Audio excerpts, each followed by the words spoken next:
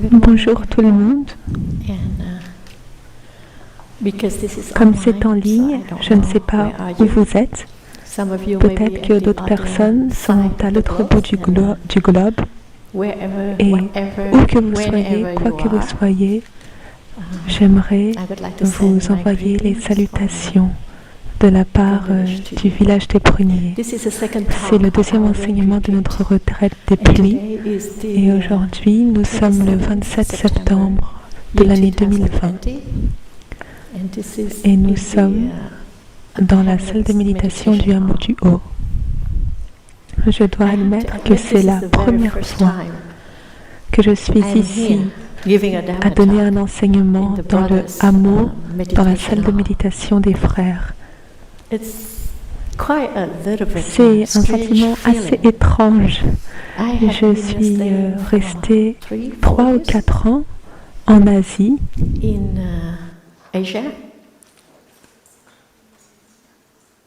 je dois vous dire que là-bas, les sœurs n'ont pas la même position que les frères. Donc même si des fois j'ai eu l'occasion de donner certains enseignements, c'était pas dans une grande salle du Dharma comme ici. Et même si je viens du village des Pruniers, où ici les moines et les sœurs sont égaux, ça c'est vraiment une révolution. C'est un progrès de taille instauré. En restant longtemps en Asie, je me suis habituée, influencée. J'ai été influencée dans ma manière d'être, d'agir. Et donc être assise ici, voir tous mes jeunes frères ici.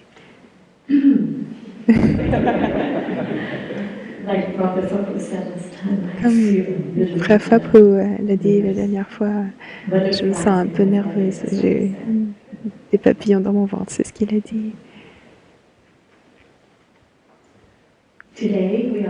Aujourd'hui, nous allons avoir une requête formelle pour accueillir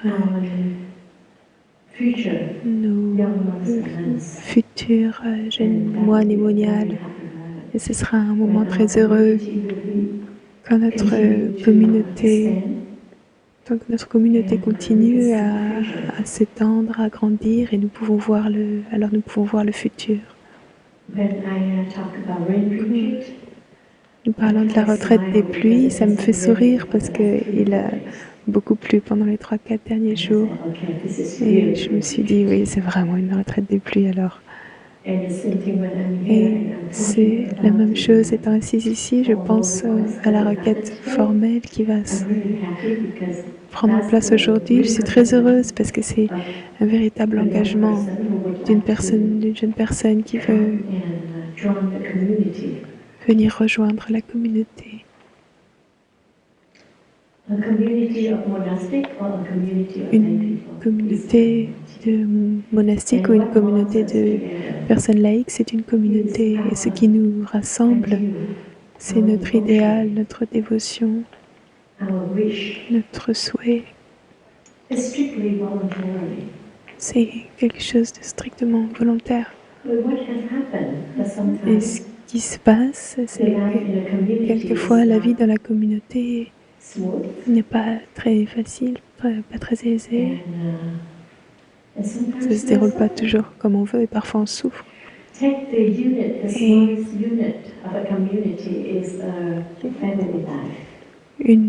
la plus petite entité communautaire, c'est une famille. 2 personnes se rassemblent volontairement également. Et parfois, ils disent « Sans toi, je ne peux pas vivre. » Alors continuons ensemble. Et qu'est-ce qui se passe alors? Qu'est-ce qui contribue à ce que des personnes pleines de bonheur se rassemblent et signent un certificat de mariage et plus tard se retrouvent à la cour de justice pour un divorce? Parce que vous avez changé, j'ai changé. la faute, c'est pas la tienne ni la mienne, c'est la faute de quelqu'un d'autre.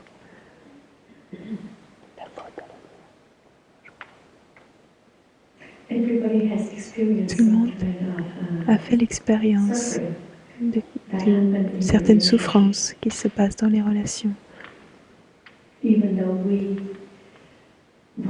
Même si on est volontaire, même si on s'engage, et on est très sincère au moment où on s'engage.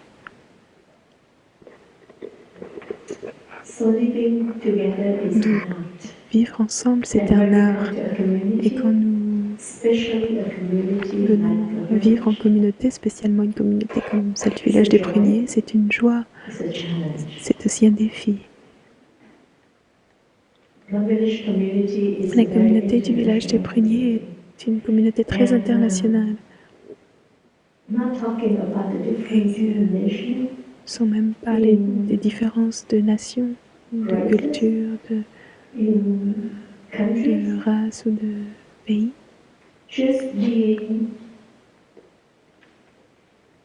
Simplement, le fait d'être une personne dans un pays, nous sommes des personnes d'un même pays, nous sommes déjà différents.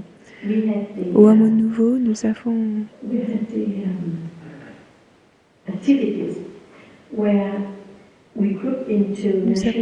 des activités au cours desquelles nous nous sommes rassemblés en tant que nationalité pour pouvoir présenter notre pays, notre culture, pour que tous les autres puissent nous comprendre mieux, nous comprendre plus. Et seulement pour la communauté vietnamienne, nous avons eu 3 différentes présentations parce qu'il y a 3 parts différentes dans le Vietnam, le nord, le centre et le sud.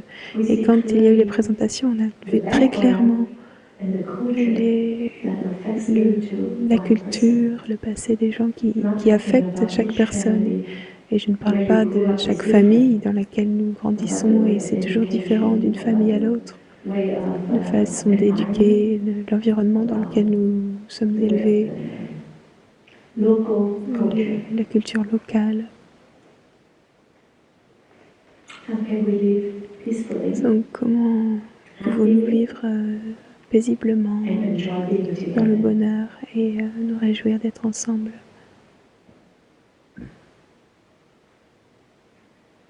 La première chose qui nous rassemble, c'est notre dévotion, notre souhait, notre aspiration. Qu'est-ce qui nous rassemble? Nous nous rassemblons parce que nous voulons atteindre quelque chose. Nous voulons nous transformer. Nous voulons être en paix. Et nous savons tous que c'est seulement une fois qu'on a de la paix intérieure qu'on peut établir et voir la paix partout. Mais si notre pratique est trop faible, alors nous prenons refuge dans l'énergie paisible de la communauté. Récemment, j'ai reçu quelques emails de personnes qui ont déménagé pour venir vivre près du village des Pruniers, pour pouvoir prendre refuge dans la pratique du village des Pruniers, et aussi pour pouvoir profiter et participer à l'énergie paisible que la communauté du village des Pruniers génère.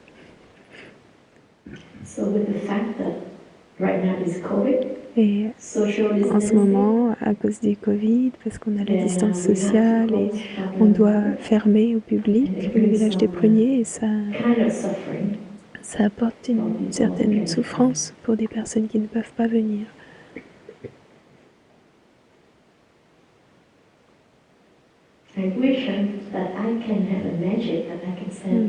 Je souhaite avoir des pouvoirs magiques pour pouvoir envoyer ma paix, mon énergie de paix à travers en ligne pour tout le monde. Mais c'est pas si facile que ça. Tout le monde doit pratiquer pour soi-même et être une goutte d'eau dans la rivière de la Sangha pour pouvoir faire l'expérience de cette paix. et de la pratique, mais on peut partager la pratique et en espérant que ça puisse aider les personnes que ça puisse aider à se sentir soutenues dans un monde qui a tellement de problèmes en ce moment.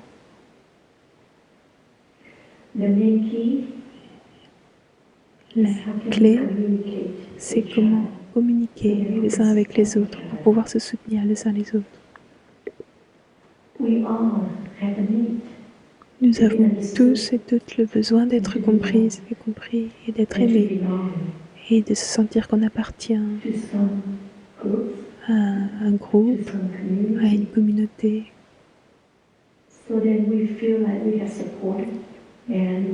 Et de sentir que nous sommes soutenus, de sentir que nous avons la force d'un groupe, d'une communauté.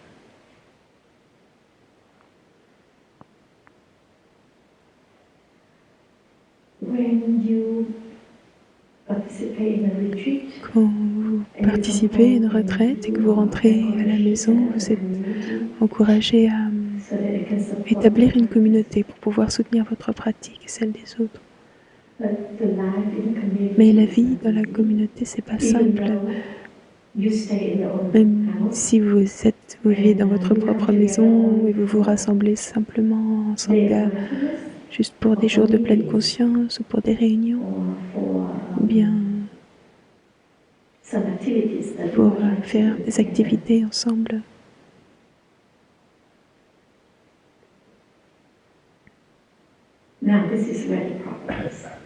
C'est là qu'il y a des problèmes. Prenons par exemple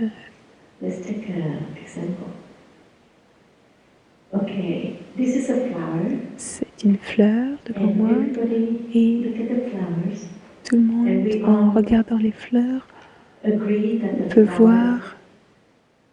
On est d'accord que les fleurs sont là pour décorer. Elles montrent leur beauté, elles nous font sentir frais, fraîches. J'espère que tout le monde est d'accord avec ce que je viens de dire.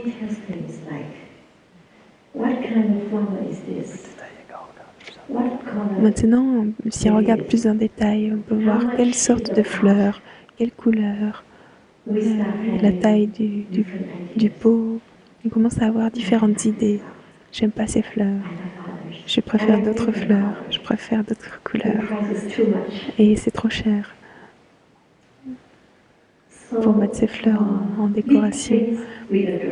Et avec des choses plus générales, on est d'accord, mais sur des petites choses, on est en désaccord et ça nous rend différents les uns des autres. C'est ce qui fait nos différences, nos désirs, nos souhaits, ce qu'on aime, ce qu'on n'aime pas, c'est différent d'une personne à l'autre.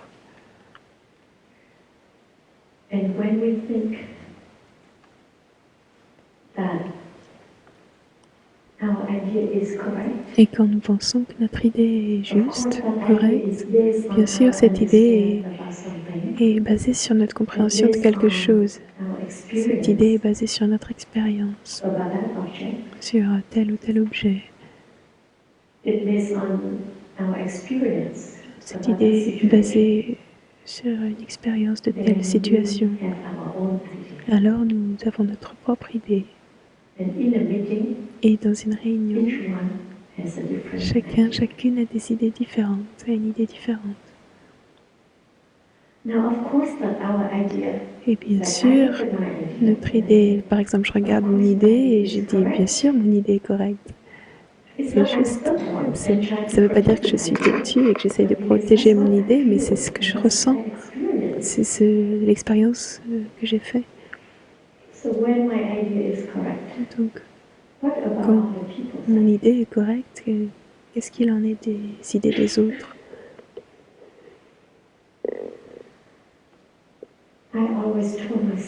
Je me suis Je me dis toujours, même quand deux personnes choisissent d'être ensemble, ils ont quand même des idées différentes. Et parfois, ça devient plus grand que ça, que des petites choses, et ils ne peuvent plus vivre en paix ensemble. Dans une communauté, dans une famille, nous sommes nés du même père, de la même mère, mais nous sommes tous différents. Et dans une communauté, nous n'avons pas le choix. Comment est-ce qu'on peut attendre de tout le monde d'avoir les mêmes idées que nous? Donc, dans une réunion,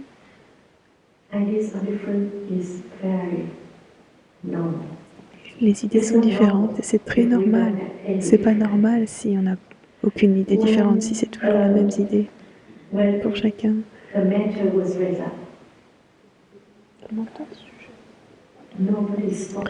Quand un sujet était présenté, que personne ne dit rien sur le sujet, c'est qu'il y a quelque chose qui ne va pas. Peut-être qu'ils sentent que leur idée n'est pas écoutée, ou qu'ils sont très passifs dans la réunion, ils ne veulent pas penser. Thay nous encourage toujours. Il nous dit que c'est très bien d'avoir des idées différentes dans une réunion, parce que ça reflète la diversité de la communauté. Mais également, quand nous sommes capables d'harmoniser toutes les idées, nous allons arriver à la meilleure idée qui soit.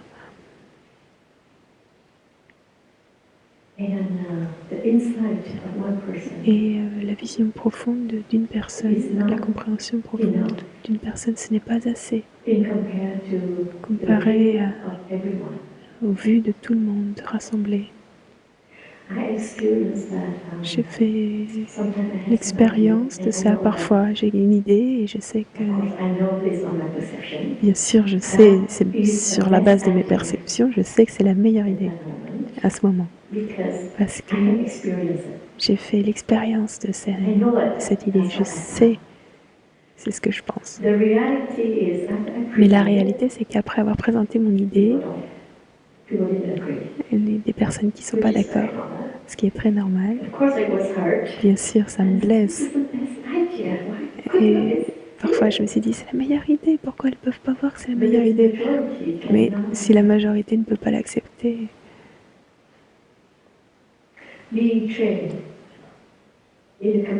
s'entraîner, être entraîné dans la communauté et voir que la vue de la communauté, c'est la vue principale. Je dois lâcher prise de mon désir de réaliser mon idée.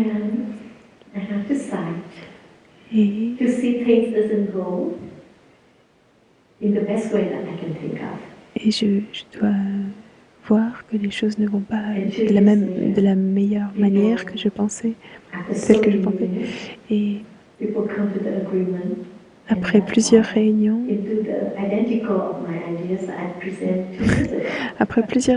c'était une expérience que j'ai vécue. On a discuté beaucoup et les personnes sont arrivées à la même conclusion que l'idée que j'avais présentée il y a 2 ans avant. Ça, c'est ce qu'on appelle l'expérience de vie dans la communauté. Et à ce moment-là, j'étais trop jeune. Alors, je ne pouvais pas avaler le résultat de cette réunion. J'ai dit, vous voyez, ça devait être comme ça, vous ne m'avez pas écouté.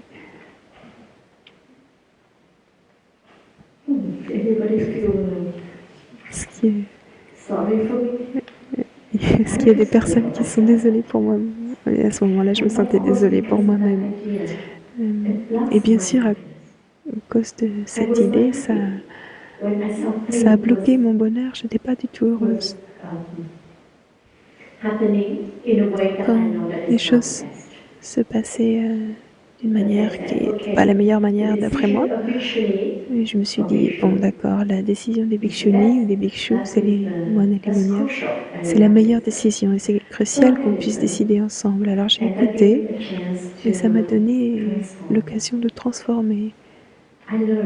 J'ai appris à lâcher mon idée, à lâcher prise de mon idée. J'ai appris à prendre refuge dans ma communauté, même si j'étais pas heureuse.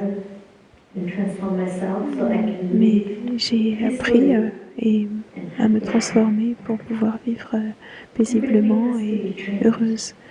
On doit toujours s'entraîner, chaque chose peut être entraînée. On ne peut pas dire si je suis heureuse, tu es heureuse. Et on ne peut pas dire à d'autres tu lâches prise de ton idée et alors je lâcherai prise de la mienne. Ça prend du temps et beaucoup d'entraînement pour arriver à être en harmonie sur nos idées. Et alors je suis allée voir à ce moment-là ma grande sœur et j'ai commencé à me plaindre. Et ma grande sœur, très sage, je crois qu'elle a aussi traversé beaucoup d'épisodes comme ça, qu'elle a beaucoup d'expérience. Elle m'a juste souri et elle m'a dit, même si votre idée est la meilleure, même si ton idée c'est la meilleure, la communauté ne marche pas au même rythme. Si la communauté est d'accord, mais que la communauté n'est pas heureuse avec cette décision, alors tu n'as pas assez de soutien pour réaliser ton idée. Mais je ne pouvais pas voir ça à l'époque. Alors j'ai pensé, ouais, c'est très sage, oui, elle a raison. Je peux continuer avec mon idée brillante, mais je vais être toute seule pour la réaliser. Et notre pratique, c'est d'aller ensemble comme une rivière. Et donc, j'ai dû ralentir mon rythme et j'ai dû laisser les autres me comprendre, leur permettre de me comprendre pour pouvoir aller ensemble dans un même flot. Vous savez que Thay a une grande vision du monastère en ligne. Et ça fait 20 ans que Thay parle de ça. Quand Internet a commencé à devenir plus commun, Thay nous a mentionné à certains d'entre nous qu'il faudrait avoir un monastère en ligne où les personnes qui vivent loin puissent se rendre et se sentir comme au village des pruniers, avec toutes les pratiques que nous partageons ici. Et sa vision était très avancée, mais je ne comprenais pas à l'époque. Il voyait très loin. À cette époque, je pouvais juste voir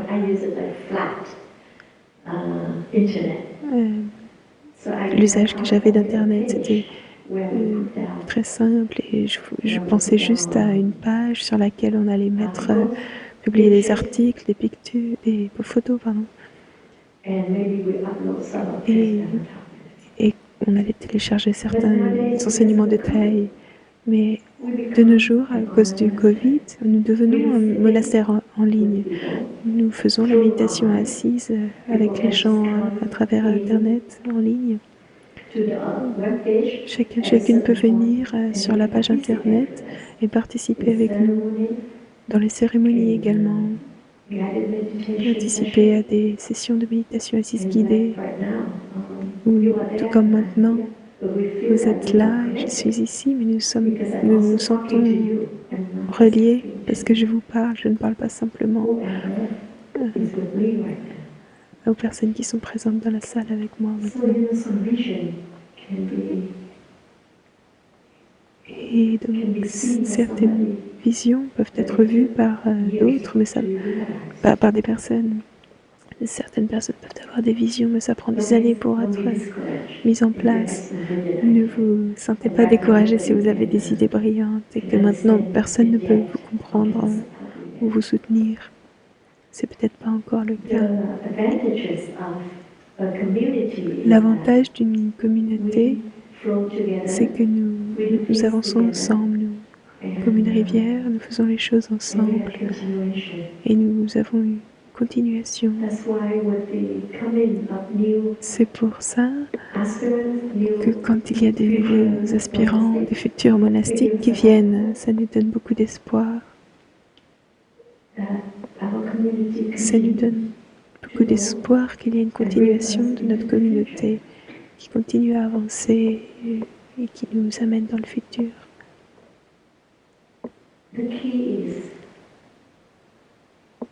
La clé, c'est d'être heureux avec notre communauté. Si quand nous aimons quelqu'un, nous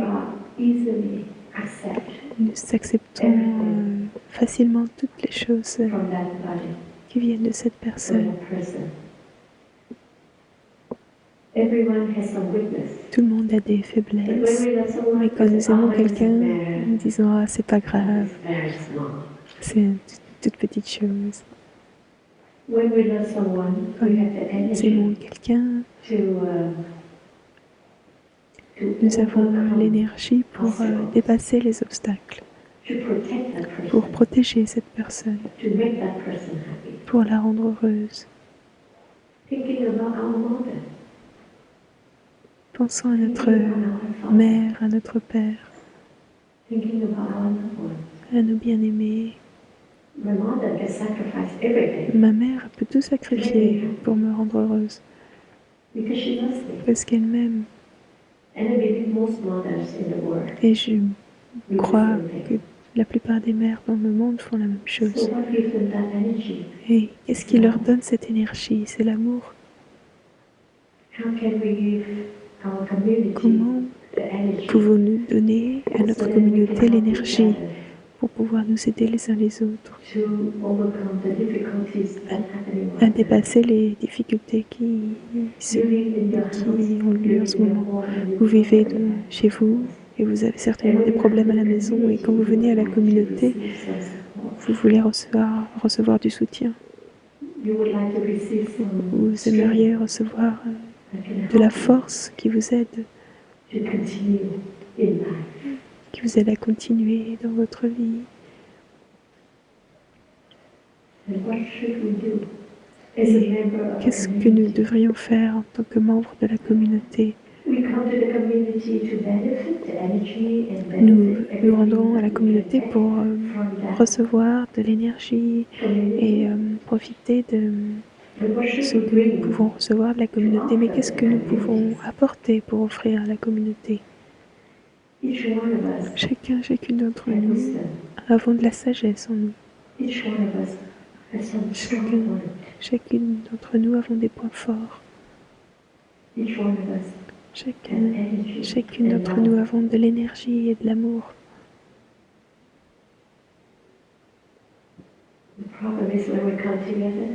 Le problème, c'est quand nous nous rassemblons. Parfois, nous ne savons pas comment harmoniser tout ça, les uns avec les autres. Donc, dans la pratique des monastiques,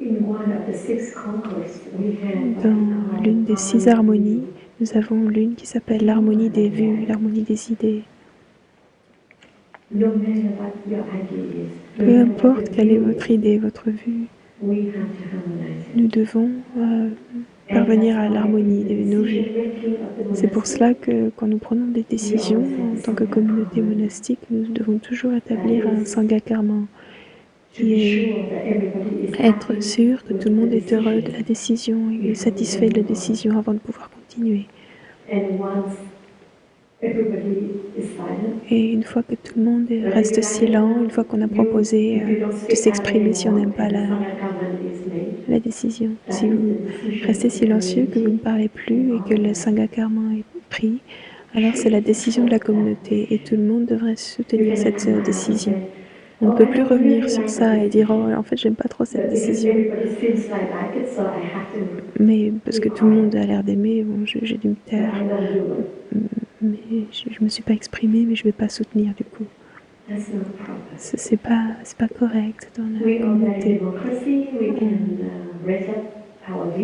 Nous fonctionnons de manière démocratique, nous pouvons élever notre voix, exprimer nos vues, nous pouvons nous battre pour nos idées, mais une fois que le sangha karma est fait, nous devons soutenir ce qui a été décidé par la communauté.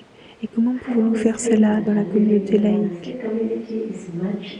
J'ai toujours pensé que vivre dans la communauté monastique, c'est beaucoup plus facile que de vivre dans une communauté de personnes laïques. Parce que vous ne vivez pas ensemble, par exemple, vous vivez dans votre propre maison, vous avez votre zone de confort, et à certaines occasions, certaines journées, vous vous rassemblez, et alors vous partagez votre pratique. Et si vous avez des idées différentes, si vous avez des incompréhensions, des perceptions erronées sur quelqu'un, si vous n'aimez pas, vous rentrez chez vous, vous fermez la porte et vous ne voyez plus cette personne. Ou bien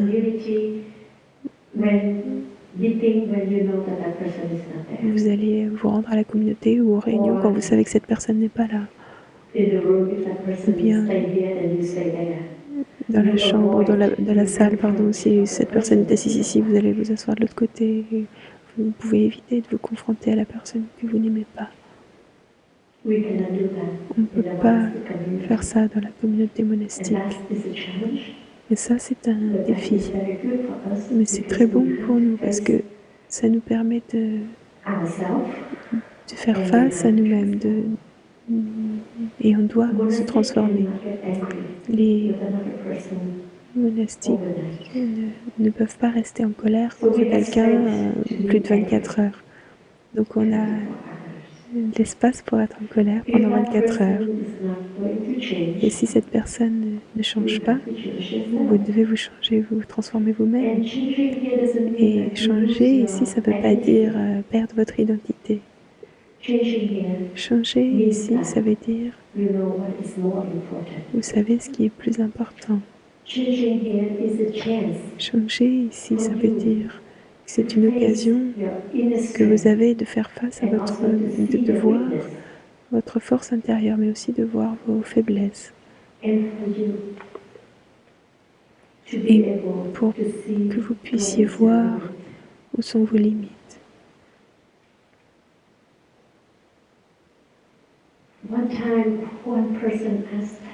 Une fois, quelqu'un a demandé à Thay comment je sais que je pratique correctement. Et Thay a répondu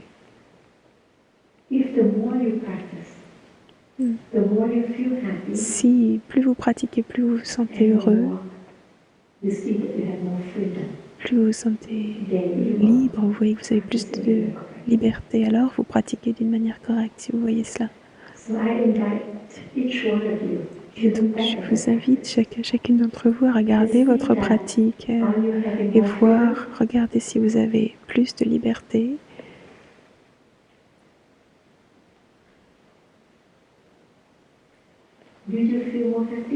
Est-ce que vous vous sentez plus heureux, heureuse?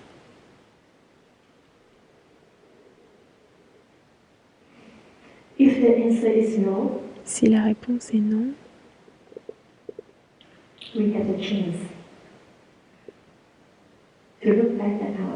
nous avons une occasion alors de regarder notre pratique et de voir où sont les nœuds, les choses qui sont nous et qui nous bloquent. Qu'est-ce qui nous empêche d'être heureux? Nous savons que nous avons tous toutes des perceptions. Et c'est à cause de nos perceptions que nous sommes malheureux.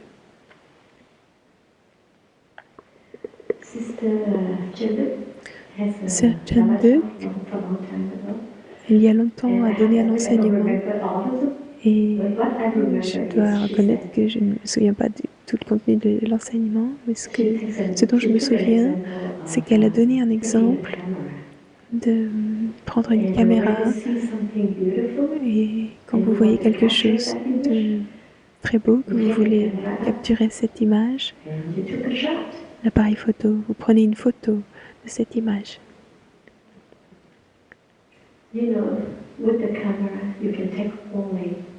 Et vous savez qu'avec l'appareil photo, vous ne pouvez prendre que ce qui est dans la taille de cet écran, que ce qui tient dans l'écran. Et c'est la même chose avec ce qu'on appelle le bonheur.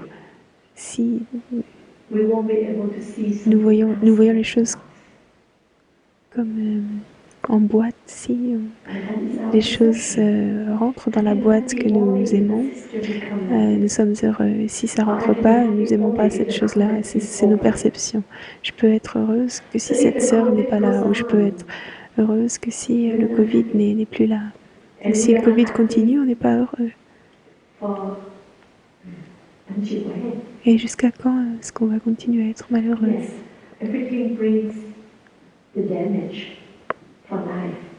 Oui, il y a des dommages à la vie qui ont été faits, mais en tant que pratiquant, on doit pouvoir pratiquer pour pouvoir être heureux à chaque instant.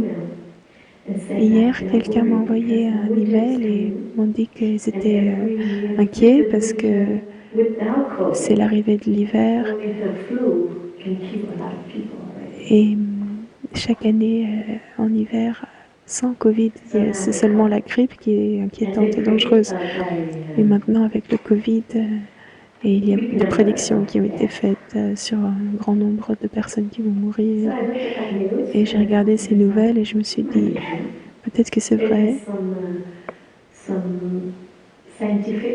Il y a des éléments scientifiques dans ce qui a été dit.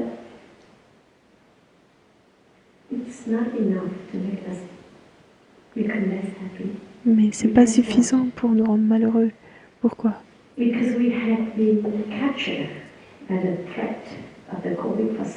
Parce que nous avons été capturés par la peur, l'inquiétude par rapport au Covid pendant si longtemps. C'est devenu quelque chose qui fait paniquer.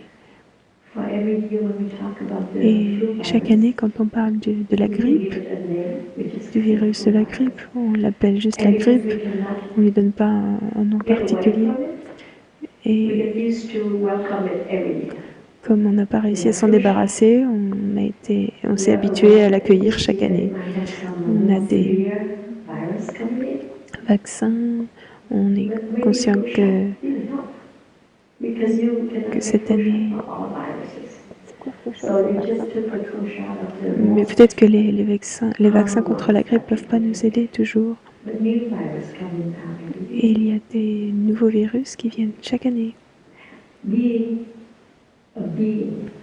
Être un être vivant, un être humain, nous devons faire avec tout ce qui est dans notre environnement. Donc, oui, nous sommes conscients et alertes par rapport à tout ce qui se passe, mais nous ne paniquons pas parce que paniquer, ça ne peut pas vraiment nous aider. Céder à la panique, ça enlève toutes nos forces. Notre esprit s'abaisse et on n'a plus l'esprit positif. Et je crois que c'est un peu ce qui se passe avec le Covid. Et il a plu pendant les 3-4 derniers jours. Et je me suis dit, oh, il va faire froid. Et hier, il a fait froid, mais le soleil va revenir. Et la vie, c'est comme ça. Chaque chose vient et repart et change. Et nous sommes de la même nature.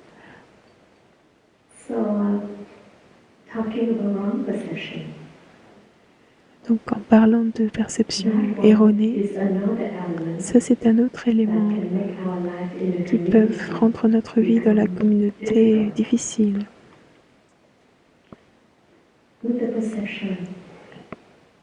Avec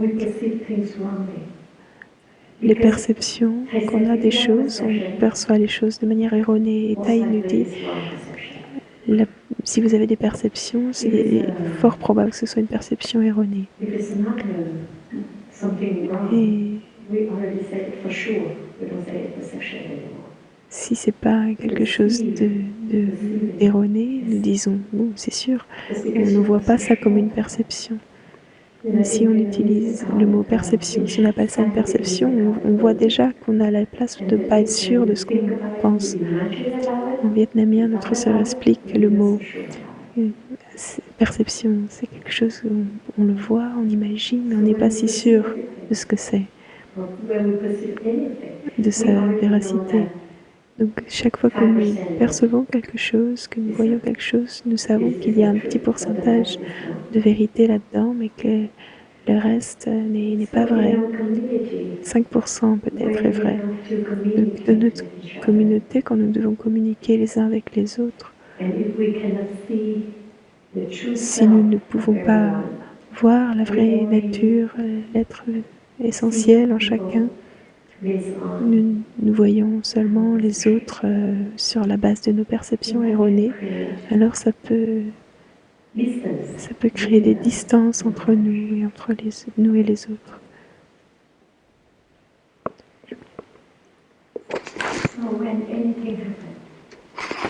Donc, quand quoi que ce soit se passe, si vous êtes un pratiquant, s'il vous plaît, arrêtez de faire quoi que ce soit. Faites de la marche méditative, assise, calmez-vous avant de parler. Peut-être vos perceptions sont toujours là, dans votre esprit. C'est difficile de s'en débarrasser, mais pas en refrénant de parler. C'est déjà un grand pas.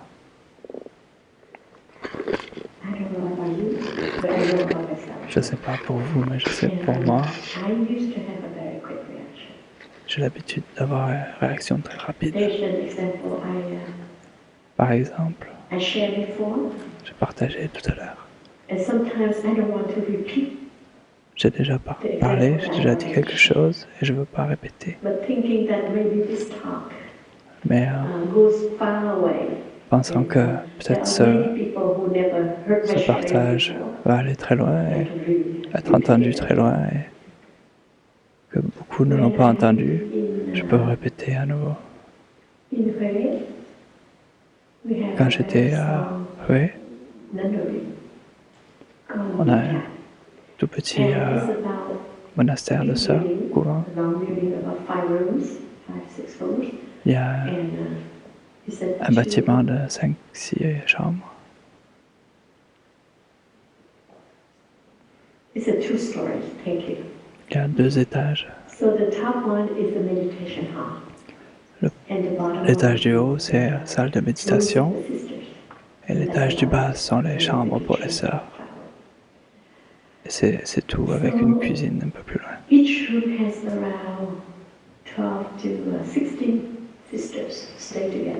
Chaque chambre. Dans chaque chambre, 12 à 16 sœurs restent ensemble. À ce moment-là, j'étais avec, je crois, 12 personnes. Nous avions une journée de pleine conscience dans un autre temple. Donc, à part les cuisiniers, tout le monde était déjà parti. Ils sont allés sur un scooter au temple, il y avait l'enseignement. Sur un scooter, elles sont allées pour l'autre temple.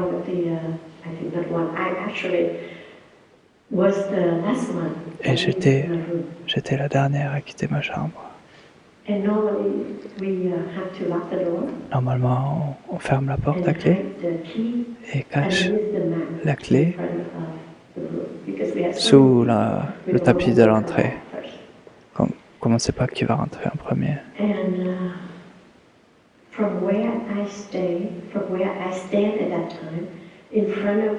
Et en face de moi, à ce moment-là, il y a une petite cour. Et derrière moi, une cage d'escalier qui montait à la salle de méditation. Donc la sœur qui devait me conduire était déjà de l'autre côté du bâtiment avec le scooter et m'attendait. Donc j'ai fermé la porte.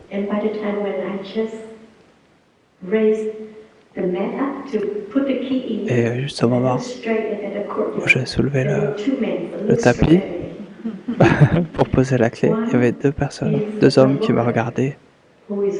L'un était un travailleur qui que je connaissais et l'autre était un étranger. Donc je regarde autour de moi et je ne sais pas quoi faire. Je peux pas garder la clé et je peux pas la mettre là parce qu'ils l'ont vue. Et je peux pas non plus rester là simplement. Je voulais pas qu'ils sentent que je les ai vus. Donc on s'est regardé juste un instant et j'ai baissé les yeux. Et j'ai juste agi normalement, j'ai mis la clé et j'ai commencé à partir. Et quand je suis passé à côté de ces deux hommes, je me suis arrêté et je leur ai demandé comment ça va. J'ai demandé au travailleur et à l'autre homme, j'ai demandé, je vous ai jamais vu avant. Et il dit, oh, je suis son ami, je suis juste venu lui rendre visite aujourd'hui. Donc j'ai continué jusqu'au scooter. Mais j'étais pas à l'aise du tout.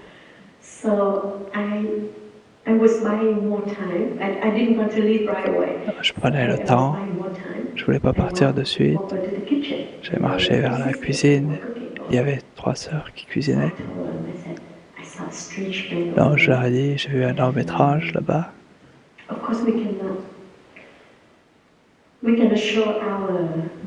Bien sûr, on ne peut pas être sûr de nos doutes, nos impressions. Mais moi, je n'étais pas à l'aise. Donc j'ai dit aux sœurs, j'ai laissé ma clé là-bas. Donc même si vous cuisinez, allez voir, jetez un œil de temps en temps. Elles ont dit, t'inquiète pas. Donc je suis monté sur le scooter et j'étais toujours pas à l'aise.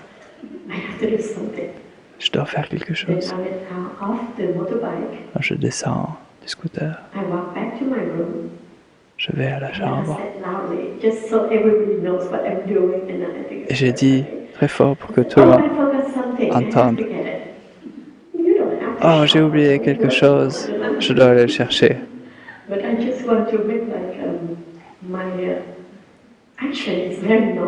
Je voulais juste donner l'impression que mon action était normale.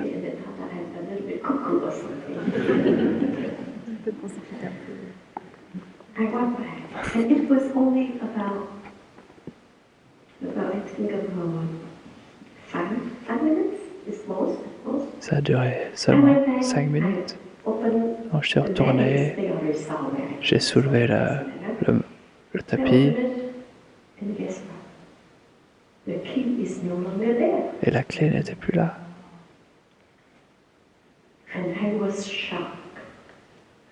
J'étais choqué. J'ai enlevé tout le tapis, je ne voyais pas la clé. Ah, devinez, qu'est-ce qui m'est venu comme idée?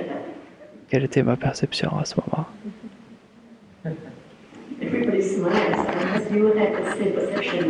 Vous souriez tous, donc je pense que vous avez la même perception.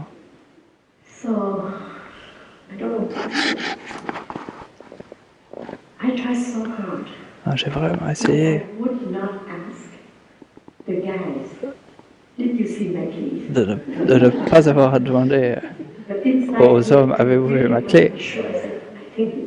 Mais à l'intérieur de moi, je pensais vraiment qu'ils l'avaient. Comment ils ont pu faire aussi vite?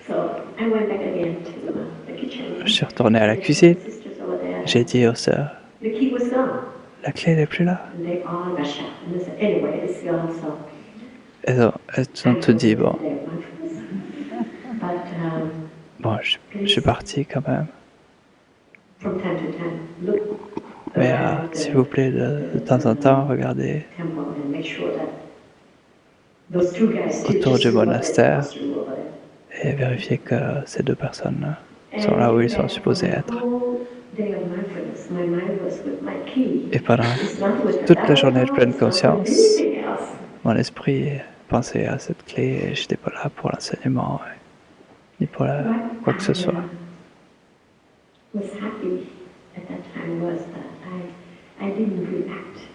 Mais ce qui était bien, c'est que je n'ai pas réagi durement à ces hommes, face à ces hommes. J'aurais pu dire quelque chose pas terrible en perdant le contrôle de moi-même. Et le soir, je suis venu tard et la porte était ouverte, les sœurs étaient là, tout était normal. Alors j'ai demandé aux sœurs dans la chambre, comment êtes-vous rentrés? Qui vous a donné la clé? Et elles ont dit, je ne sais pas, je suis revenu, la chambre était ouverte.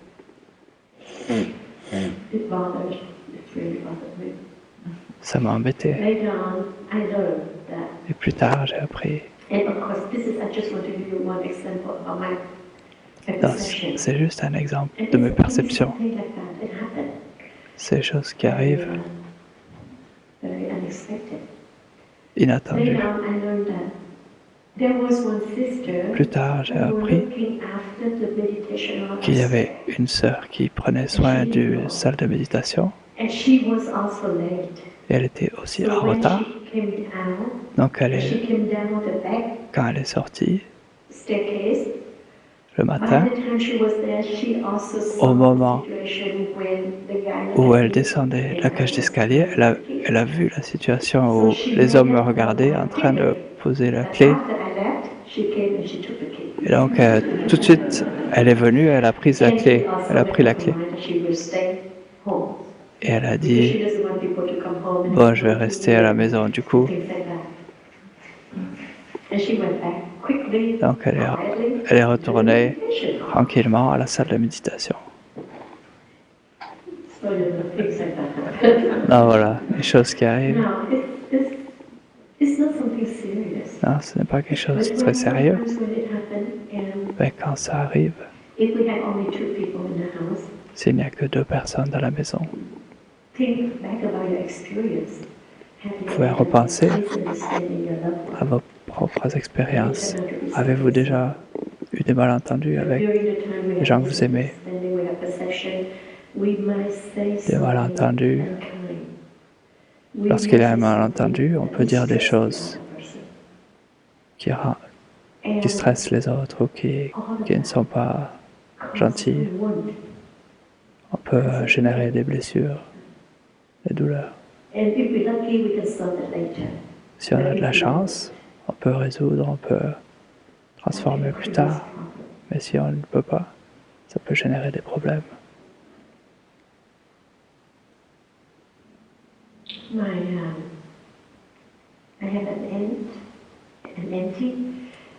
J'ai une tante qui a une seule fille et elle aime sa fille beaucoup.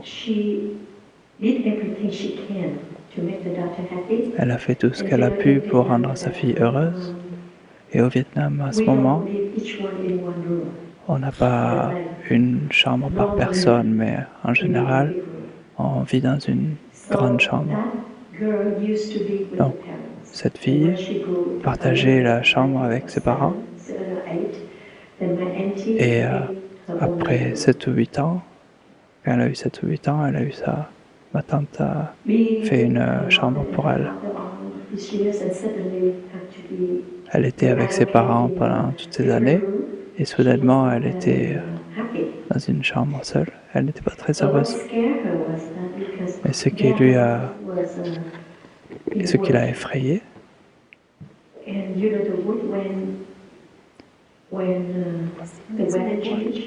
la maison était en bois et quand le temps change, le bois fait du bruit. Et à côté de la chambre de la fille, c'était la chambre des ancêtres.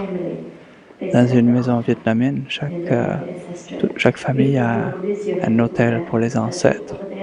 Si vous êtes bouddhiste, il y a un Bouddha et éventuellement il y a aussi les ancêtres, un autel pour les ancêtres, comme ici également. Et pour un enfant, l'autel des ancêtres est toujours quelque chose de très sacré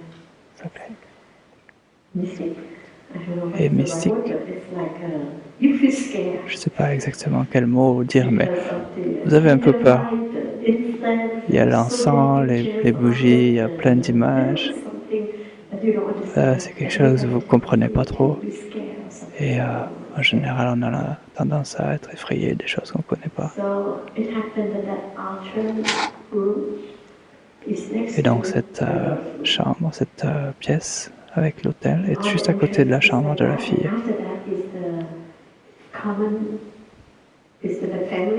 Et juste après, il y a la chambre de la famille.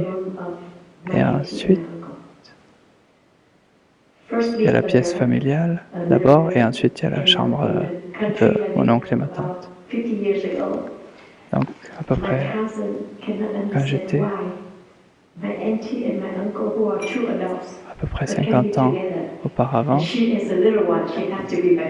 elle n'a pas compris pourquoi eux, mon oncle et ma tante pouvaient être ensemble, et moi, la petite fille, j'avais pas le droit d'être avec eux, je devais être seule. Et ensuite, elle entendait le bruit du bois, donc elle pensait que peut-être il y a des fantômes ou peut-être quelqu'un qui entre dans la maison, des choses qu'elle imaginait. Donc elle a commencé à avoir des formations internes avec sa mère. Elle a commencé à penser, à avoir l'idée que sa mère ne l'aimait pas, qu'elle a repoussé. Et ça, c'était à l'intérieur d'elle pendant de nombreuses années, jusqu'à ce qu'elle grandisse et qu'elle soit plus forte et qu'elle soit moins effrayée de ces choses-là. Et là, la mère dit, vous êtes tu es ma seule fille, je t'aime beaucoup. Et à l'intérieur de la fille, ce qui se manifestait, c'était « je ne te crois pas ». Et ça peut se manifester d'une manière aussi simple que ça, et ma tante ne comprenait pas, ne savait pas pourquoi, en grandissant, elle ne voulait plus l'écouter.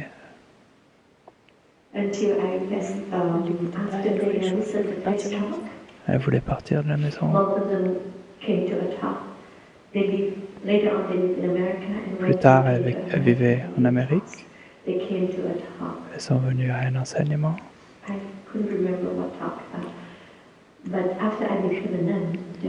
Après que moi je sois devenue une sœur, une nonne,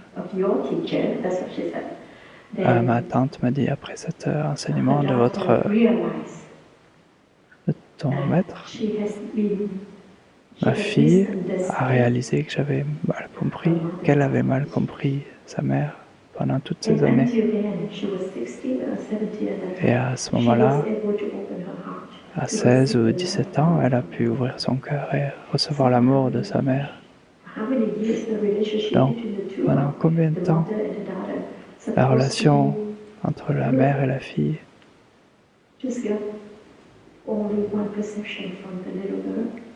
qui aurait pu être bien a été affectée par cette perception de la fille vis-à-vis de sa mère. Et ma tante n'était pas du tout heureuse. C'était son joyau, son précieux. Et elle mettait tant d'efforts, mais elle était repoussée par la fille.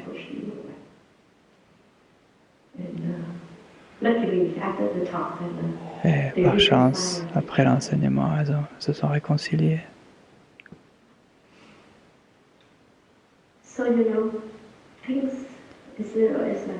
Non, vous savez, les choses peuvent se passer comme ça.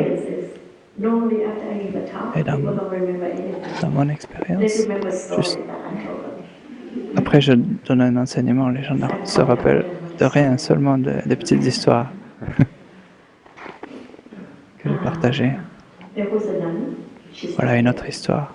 Il y avait une nonne, une sœur qui n'est pas là. Quand elle était petite, son père a dû partir pour travailler, donc elle est restée avec sa mère.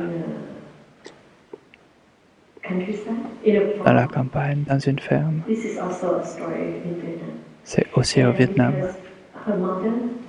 Et puisque sa mère n'avait qu'elle et le père était absent, elle ne pouvait pas faire beaucoup de choses dans la maison.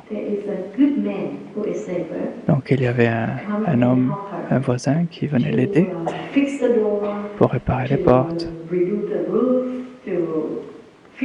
réparer le toit, la barrière.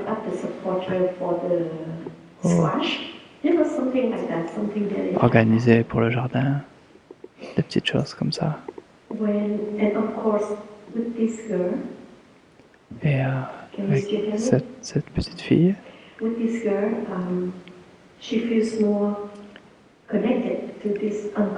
elle se sentait connectée avec cet homme-là qu'on appelle oncle, tonton. Elle se sentait plus connectée avec cet homme-là, oncle Hai, qu'avec son père.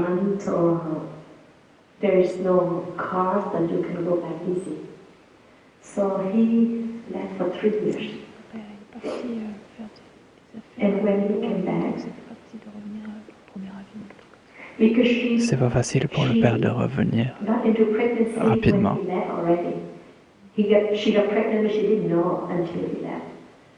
Donc elle est tombée enceinte. La maman est tombée enceinte avant que le père s'en aille. Il ne savait pas. Et donc dans le père, il a cette perception que ce n'est pas sa fille. Donc il n'a rien voulu lui dire. Donc parce qu'il la regarde et il pense, oui, c'est peut-être ma fille. Mais à cette époque-là, il n'y a rien pour le prouver, l'ADN et tout ça. Mais il y avait du doute à l'intérieur de lui. Et ce doute, chaque jour, augmente. Surtout quand il voit que cette fille se sent plus connectée avec le voisin. Donc comme il n'avait pas encore de connexion avec cette fille et avec ce nœud en lui, il a maltraité ou il s'est comporté avec sa fille comme si ce n'était pas vraiment sa fille.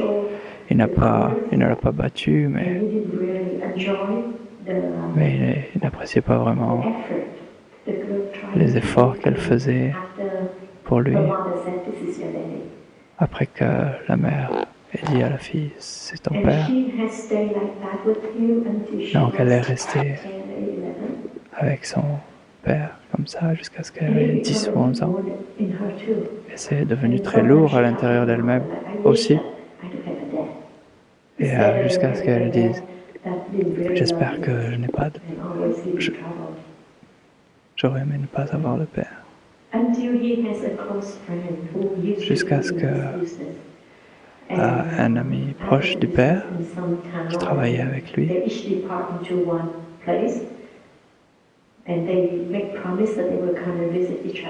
et les deux amis se sont séparés et se sont promis de se retrouver. Donc l'ami du père est venu visiter le père chez lui.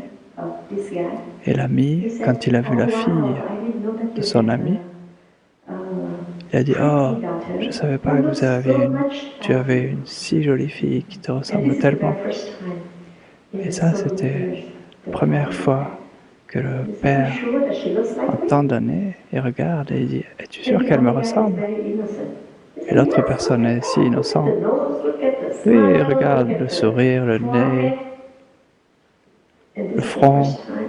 Et c'est la première fois que le père regarde et regarde profondément dans sa fille et réalise que oui, elle me ressemble. Mais sans cet ami qui venait innocemment et sans rien savoir et donne un commentaire si précis comme ça, il a toujours eu cette perception que ce n'était pas sa fille. Donc c'est une une fin heureuse. Il a commencé à s'occuper mieux de sa fille. Et cette sœur, parlant de l'enfant blessé à l'intérieur, elle a parlé de ça. Donc maintenant, vivant dans une communauté, quand une personne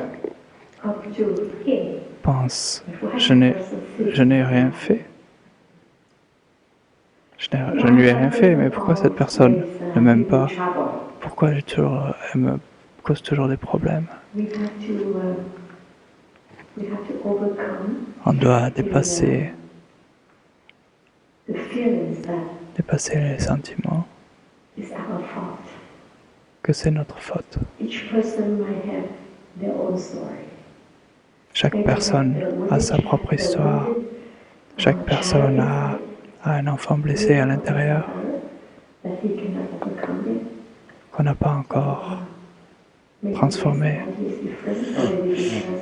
Ou parce que nos idées sont différentes ou tellement de raisons différentes. Ce que je partage avec vous, c'est essayer de comprendre les autres.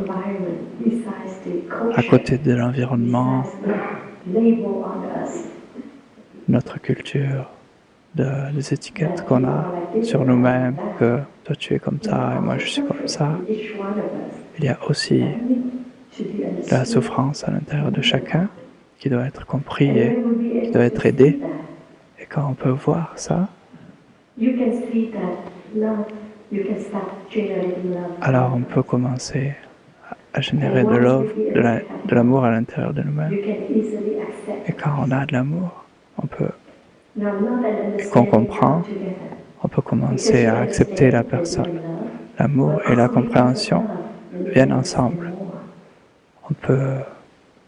Quand on comprend, on peut aimer mieux. Quand on aime, on peut comprendre mieux. Et après avoir fait ça, on peut vivre en harmonie. Quand on regarde à l'intérieur d'une personne, plus profondément, on peut voir plus que ce qu'il y a à l'extérieur, les actions de la personne, mais on peut regarder ce qu'il y a à l'intérieur et accepter. Pour un mot nouveau, on a un atelier, des groupes de 2 sœurs. Elles partagent quelque chose qu'elles n'ont jamais partagé à personne auparavant, à propos de leur enfance ou quoi que ce soit. Et ça aide toute la communauté à comprendre pourquoi cette sœur est toujours comme ça, pourquoi cette sœur réagit comme ça dans telle ou telle situation. Et ça nous aide beaucoup, ça nous nourrit beaucoup. Et on peut vivre en harmonie. Donc, même si dans les réunions, on a des idées très différentes, des fois des idées très dures, mais quand même on peut vivre en harmonie, parce qu'on peut s'accepter les unes les autres. Donc, s'il vous plaît, quand vous regardez quelqu'un, enlevez les étiquettes que vous avez posées sur cette personne. Essayez de voir la personne véritable. Mais avant de faire ça pour les autres, vous devez le faire pour vous-même. Vous devez vous tenir tranquille à l'intérieur, avoir du temps pour vous comprendre vous-même. Quand vous aurez compris vous-même, vous pourrez facilement comprendre les autres. Si on ne se comprend pas nous-mêmes, on va projeter nos désirs sur les autres. Et on veut seulement que l'autre change. Et on oublie que l'autre personne, on pense que si vous ne changez pas vous-même, n'attendez pas que les autres changent. Et c'est pareil aujourd'hui avec toutes ces protestations, les manifestations, toutes ces actions. on se dit les uns les autres, il faut faire ça, nous devons faire ça pour aider le monde. Il n'y a rien de mal, ça n'a rien de mal, mais est-ce que vous avez déjà regardé à l'intérieur de vous-même?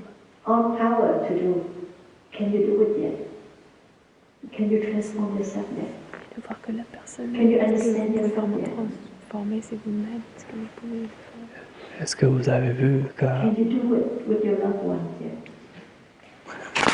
Est-ce que vous avez vu que la seule personne que vous pouvez transformer, c'est vous-même? Est-ce que vous avez fait ce pas pour vous transformer? Est-ce que vous êtes... si vous avez essayé avec votre famille, une fois que vous êtes transformé, de les comprendre et ensuite d'étendre petit à petit à votre communauté, à votre nation. Et si on est dans la position de dire si on ne le fait pas, qui va le faire?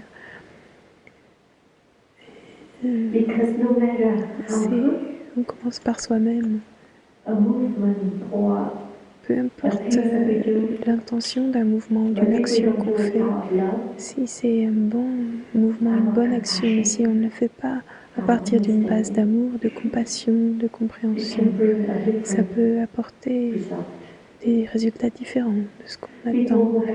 Et les personnes qui font des travaux sociaux, qui ont passé donné tellement d'énergie, d'efforts dans leur travail, et ils peuvent se retrouver épuisés parce qu'ils ne savent pas comment se nourrir eux-mêmes. Et pendant le temps où vous faites des actions, peut-être qu'il y a des choses qui viennent toucher vos faiblesses et vous fait vous sentir déprimé.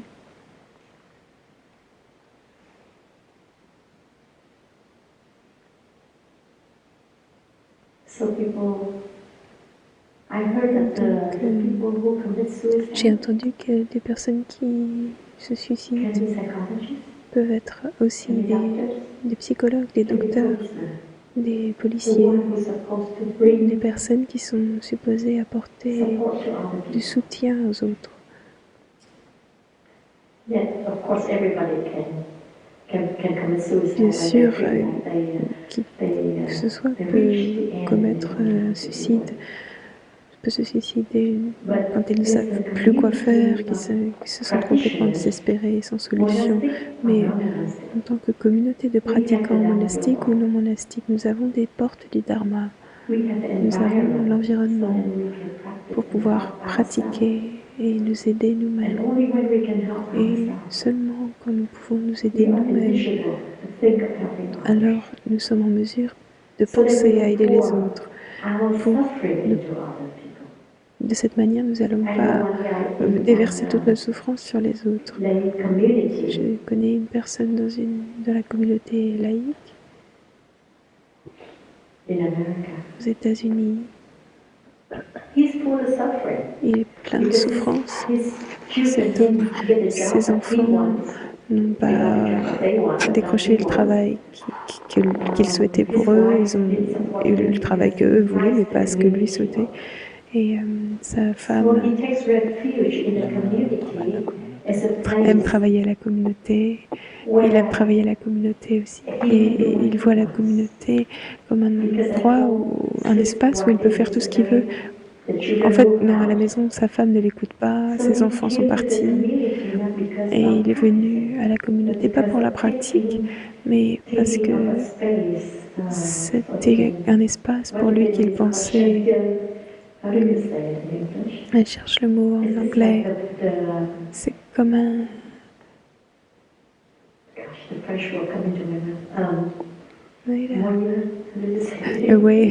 Pardon, elle l'a dit en français, je traduis en anglais. Un moyen. Il avait pris la communauté comme un moyen, un espace. Où il pouvait s'exprimer. Et donc il a déversé toute sa souffrance, toutes ses attentes envers la communauté, parce que la communauté a commencé à souffrir parce qu'elle ne savait pas comment gérer toutes ses actions et cette personne avec toutes ses souffrances. Et quand on vient à la communauté, dans la communauté, on doit pratiquer pour pouvoir générer la force intérieure, pour pouvoir être soi-même et pouvoir aider les autres. Si chaque membre de la communauté pratique la marche méditative, l'assise, etc., toutes les personnes de la communauté sont calmes et fortes, alors ils peuvent aider cette personne et ne deviennent pas des victimes de toute cette souffrance qui est déversée sur eux, la souffrance de cet homme. Alors, le Bouddha nous a montré le chemin. Pareil, il nous montre toutes les portes du Dharma, toutes les portes du Dharma que nous pouvons ouvrir. Notre travail, alors, c'est de pratiquer, de les ouvrir, ces portes, de les mettre en application. Aujourd'hui, j'ai parlé de la vue juste, des perceptions erronées et de l'action juste. Et l'action peut être juste seulement quand elle est accompagnée de l'énergie, de compréhension profonde, de vision profonde, d'amour, de compréhension. Sinon, l'action peut sembler juste, mais elle peut causer des dommages, des souffrances, causer des dégâts.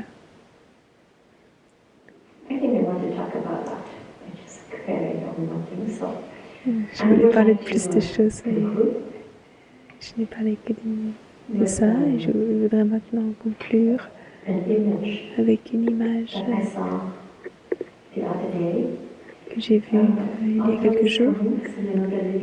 L'automne arrive et les feuilles commencent à changer de couleur. Et l'autre jour, il y a eu une petite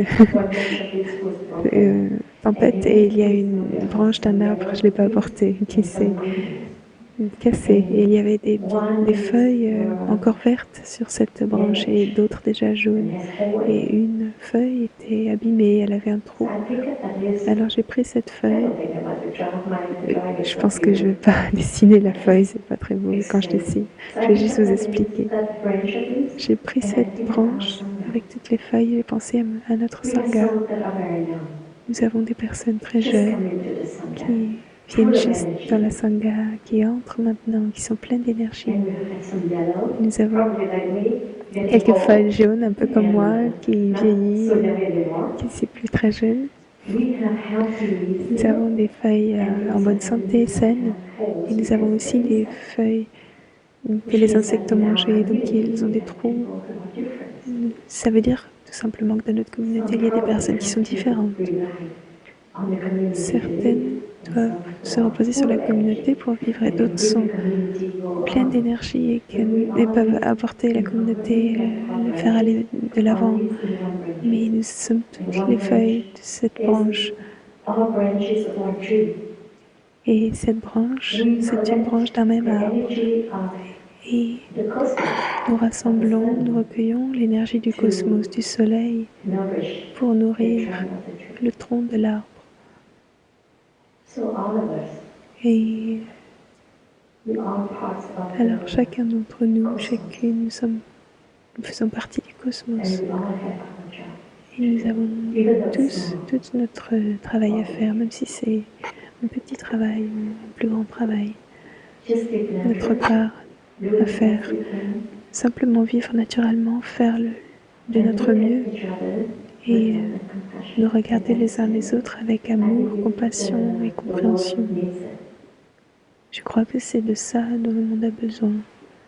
Merci beaucoup pour votre écoute.